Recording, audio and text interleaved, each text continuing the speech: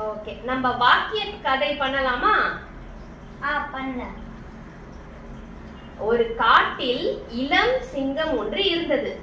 அது ஒரு வலிமையான விலங்கு என்று கனவு கண்டது. ஆனால் அந்த சிங்கம் சத்தமாக கர்ஜிக்கும் போது அது சிறிய ஒரு சத்தமாக தான் வந்தது.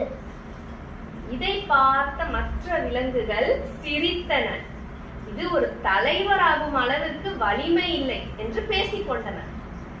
தன் வலிமையை நிரூபிக்க அந்த சிங்கம் ஒரு சாகச பயணம் செய்ய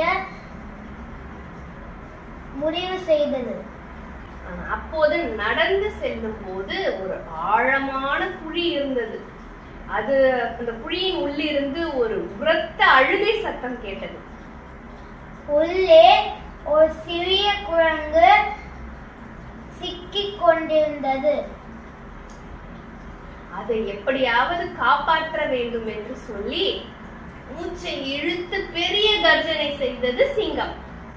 அந்த சத்தத்தை கேட்ட மற்ற விலங்குகள் ஓடி வந்து உதவி செய்தது.